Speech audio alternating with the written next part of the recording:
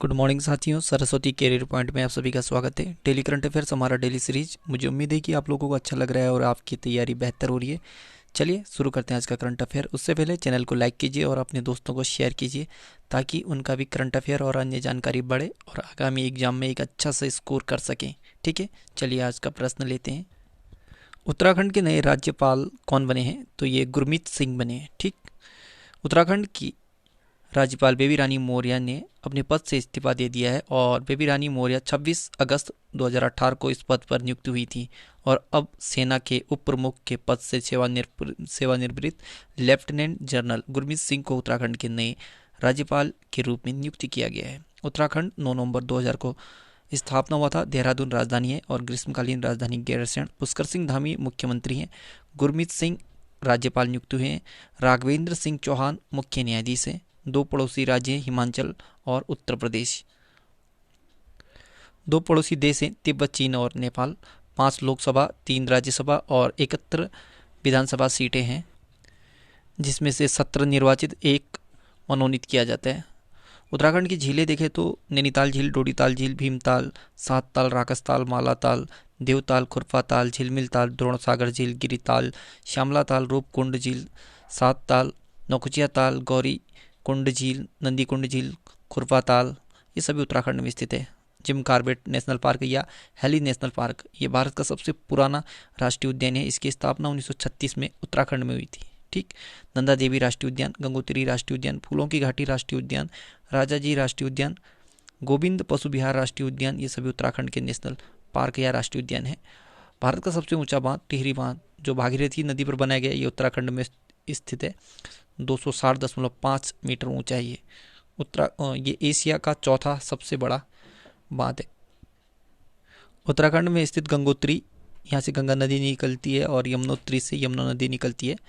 नंदा देवी पर्वत उत्तराखंड में स्थित है। चिपको आंदोलन, जो कि पेड़ों को काटने से बचाने के लिए किया गया था, ये उत्तराखंड में शुरू हुआ था 1974 में। गौरा देवी इसके सूत्रपातकर्ता थे और इंटरनेशनल लेवल पे सुंदरलाल बहुगुणा ने पहुंचाया था। G20 शिखर सम्मेलन 2023 की मेज़बानी कौन सा देश करेगा? तो ये भारत करेगा। G20 यानी 2023 में भारत G20 शिखर सम्मेलन की मेज़बानी करेगा और 2023 में G20 के लिए पीयूष गोयल को भारत का शेरपा नियुक्त किया गया है, यानी प्रमुख। ठीक है, G20 यानी ग्रुप ऑफ 20, इसमें 19 देश और यूरोपीय संघ का समूह है। ये 26 सितंबर 1999 को स्थापना हुआ था। G20 का हिस्सा भारत है। ठीक, G20 का पहला सम्मेलन अमेरिका में 2008 में हुआ था। 16वां सम्मेलन था ये 2021 में इटली में। 70वां G20 सम्मेलन 2022 इंडोनेशिया और 18वां G20 सम्मेलन 2023 भारत में होगा। वर्ल्ड सुसाइड प्रिवेंशन डे 2021 कब मनाया गया? तो ये 10 सितंबर को। International association for suicide prevention द्वारा हर साल 10 सितंबर को दुनिया भर में आत्महत्याओं को रोकने का दिन मनाया जाता है। विश्व आत्महत्या रोकथाम दिवस मनाने के पीछे का उद्देश्य विश्व में तेजी से बढ़ती आत्महत्या की प्रवृत्ति पर रोक लगाना है और आत्महत्या को रोकने के लिए जागरूकता बढ़ाना है। 2021 का थीम है क्रिएटिंग होप थ्रू एक्शन। सितंबर माह के कुछ टॉप 5 दिवस देखें तो 5 सितंबर अंतर्राष्ट्रीय चैरिटी दिवस, 5 सितंबर को ही राष्ट्रीय शिक्षक दिवस मनाया जाता है, 8 सितंबर अंतर्राष्ट्रीय साक्षरता दिवस और 4 सितंबर को राष्ट्रीय वन्यजीव दिवस मनाया जाता है। 4 सितंबर को राष्ट्रीय वन्यजीव। ठीक है, नीले आसमान के लिए स्वच्छ हवा का अंतर्राष्ट्रीय दिवस 7 सितंबर को मनाया जाता है। विश्व के सबसे बड़े कार्बन अवशोषण संयंत्र ओरका संयंत्र को चालू करने वाला पहला देश कौन बन गया है? तो ये आइसलैंड। ठीक है, यह संयंत्र हवा से कार्बन डाइऑक्साइड को अवशोषित करने और पुनः भूमि में खनिज के रूप में बदलने के लिए डिजाइन किया गया। ओरका शब्द का अर्थ ऊर्जा होता है। इस संयंत्र की मदद से भविष्य में जलवायु परिवर्तन के खिलाफ लड़ाई में एक प्रमुख उपकरण बन सकती है। विश्व में पहला देखे तो दुनिया का पहला 3D प्रिंटेड स्टील पैदल यात्री पुल यानी स्टील ब्रिज बनाया गया, ये 3D एम्स्टर्डम में। ठीक है, ये नीदरलैंड की राजधानी है। फाइजर और ऑक्सफोर्ड वैक्सीन को मिलाकर कोरोना वैक्सीन तैयार करने वाला विश्व का पहला देश है ब्रिटेन। विश्व का पहला प्लेटिप्स अभ्यारण्य ऑस्ट्रेलिया में स्थापित किया गया है। मोटर मार्गों पर कानूनी रूप से स्वचालित कारों के उपयोग को मंजूरी देने वाला विश्व का पहला देश यूनाइटेड किंगडम बन गया है। विश्व का पहला लकड़ी से बना उपग्रह बीसा वुडसैट किसने लॉन्च किया है? तो ये न्यूजीलैंड ने, ठीक है, न्यूजीलैंड। भारतीय वायुसेना आईएएफ ने एक नया हथियार MRSAM शामिल किया है। ये किस प्रकार का हथियार है? तो ये मिसाइल सिस्टम है। भारतीय वायुसेना के तर्कस में एक नया हथियार शामिल हुआ है। इस नए हथियार का नाम है MRSAM। मध्यम दूरी की सतह से हवा में मार करने वाली इस मिसाइल के शामिल हो जाने से वायुसेना की ताकत अब कई गुना बढ़ गई है। इस मिसाइल सिस्टम को बराक 8 एयर डिफेंस सिस्टम के नाम से भी जाना जाता है। यह मिसाइल प्रणाली 70 किलोमीटर के अपने दायरे में आने वाली दुश्मन के लड़ाकू विमानों, मिसाइल, हेलीकॉप्टर और UAV को नेस्तनाबूद कर देती है। रक्षा मंत्री राजनाथ सिंह ने इस मिसाइल सिस्टम को वायुसेना को सौंपा है। भारत और इजराइल ने मिलकर SRSAM का ये बराक 8 को तैयार किया, ठीक है, MRSAM अथवा बराक 8 तैयार किया है। बराक 8 या MRSAM ये भारत और इजराइल द्वारा मिलकर बनाया गया मिसाइल सिस्टम है, ठीक है। NIRF इंडिया रैंकिंग 2021 में किस IIT संस्थान ने शीर्ष स्थान हासिल किया है? तो IIT मद्रास ने। NIRF नेशनल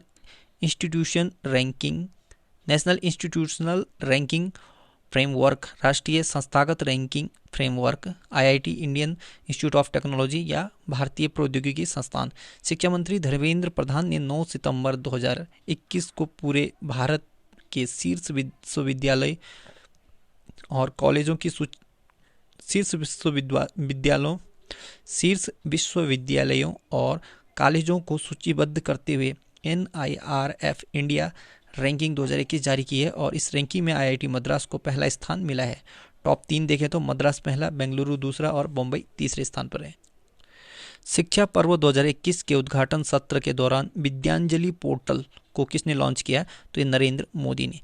प्रधानमंत्री नरेंद्र मोदी जी ने 7 सितंबर 2021 को विद्यांजलि पोर्टल को लॉन्च किया। विद्यांजलि पोर्टल स्कूल विकास के लिए शिक्षा स्वयंसेवकों, दाताओं या CSR योगदानकर्ताओं की सुविधा के लिए शुरू किया गया है। विद्यांजलि पोर्टल समुदाय या स्वयंसेवकों को उनकी पसंद के सरकारी और सरकारी सहायता प्राप्त स्कूलों से सीधे जुड़कर योगदान करने में सक्षम बनाने के लिए लॉन्च किया गया है।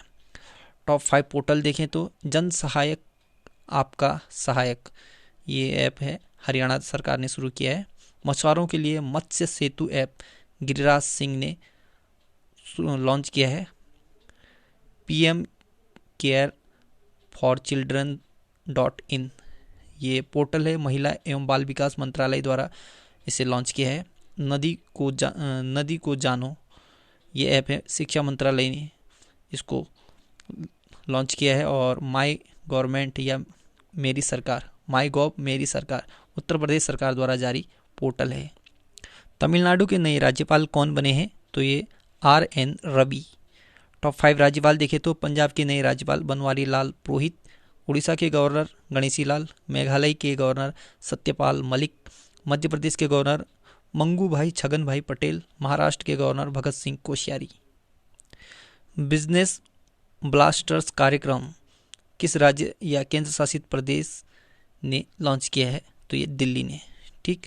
दिल्ली के उपराष्ट्रपति उप मुख्यमंत्री हैं ये मनीष सिसोदिया ने 7 सितंबर, यहाँ पर मिस टाइप हो गया, 7 सितंबर 2021 को बिजनेस ब्लास्टर्स नामक कार्यक्रम को लॉन्च किया है। यह कार्यक्रम स्कूल स्तर पर युवा उद्यमियों को विकसित करने के उद्देश्य से छात्रों को व्यवसाय शुरू करने के लिए कुछ बीज राशि प्रदान करने के उद्देश्य से शुरू किया गया है। इस कार्यक्रम के तहत कक्षा 11 और 12वीं के छात्रों को अपना व्यवसाय शुरू करने के लिए 2000 रुपये की बीज राशि प्रदान की जाएगी। नई दिल्ली स्थापना अनंगपाल तोमर ने, तोमर वंश के शासक ने किया था दिल्ली का। ठीक है, दिल्ली का राजकीय पशु है नीलगाय, राजकीय पक्षी घरेलू गौरैया और राजकीय पेड़ है गुलमोहर। राजकीय फूल अल्फाल्फा। मुख्यमंत्री हैं अरविंद केजरीवाल, उपराज्यपाल है अनिल बैजल। दिल्ली उच्च न्यायालय के मुख्य न्यायाधीश हैं धीरू भाई नारायण भाई पटेल। दिल्ली की प्रथम महिला शासिका थी रजिया सुल्तान। नई दिल्ली में स्थित मुख्य स्टेडियम देखें तो Jawaharlal Nehru stadium, Shivaji stadium, Arun Jaitley stadium, Ambedkar stadium, major Dhyan Chand stadium.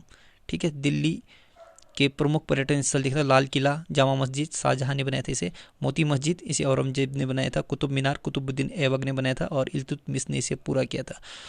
Tughlakabad का किला, जंतर मंतर, ये जंतर मंतर जय सिंह ने बनाया था।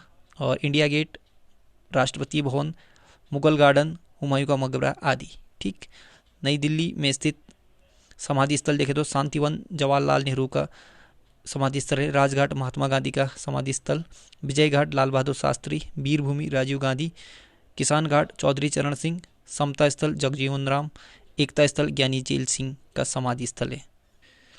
दिल्ली में स्थित प्रमुख मुख्यालय देखें तो रक्षा अनुसंधान एवं विकास संगठन यानी DRDO का मुख्यालय है दिल्ली में, पंजाब नेशनल बैंक, भारतीय सेना, भारतीय वायुसेना, भारतीय नौसेना, इन सभी का मुख्यालय दिल्ली में है।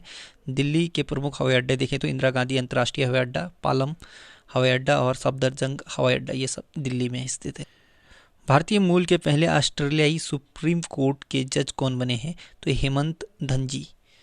भारतीय मूल के Hemant Dhanji Australia supreme court के जज नियुक्त हुए हैं। सुप्रीम कोर्ट के में जज की भूमिका निभाने वाले भारतीय मूल के पहले ऑस्ट्रेलियाई बन गए हैं। ये कौन है? हेमंत धनजी। चलिए कुछ स्टैटिक जीके देखें तो बेरी रोग ये विटामिन B1 की कमी से होता है। पेप्सिन यह हार्मोन होता है। ग्लूकोज का ग्लाइकोजन में परिवर्तित यकृत में होता है, किंतु इसका संग्रहण यकृत तथा पेशियों में होता है। पित्त का मुख्य कार्य पाचन में सहायक करना होता है। जनन क्षमता में कमी विटामिन E की कमी से होता है। किस विटामिन को हार्मोन भी कहते हैं? तो विटामिन D को हार्मोन भी कहते हैं। मलेरिया रोग का प्रमुख कारक क्या है? तो प्लाज्मोडियम, ये मादा एनाफिलीज मच्छर से होता है मलेरिया। यांत्रिक ऊर्जा को विद्युत ऊर्जा में बदलता है डायनेमो। और हृदय के विकार यानी हृदय रोग का पता लगाने के लिए किसका प्रयोग किया जाता है या कौन सा टेस्ट किया जाता है? तो ECG। ठीक है, सूर्य के प्रकाश में किस रंग का प्रकीर्णन सबसे अधिक होता है? तो ये बैगनी रंग का। सूर्य के प्रकाश में किस रंग का प्रकीर्णन सबसे अधिक होता है? तो बैगनी रंग का। ठीक है, तो साथियों आज का करंट अफेयर यहीं पे समाप्त होता है। कल एक नई सीरीज के साथ फिर हाजिर होंगे, तब तक के लिए good luck, have a nice day, आपका दिन शुभ हो।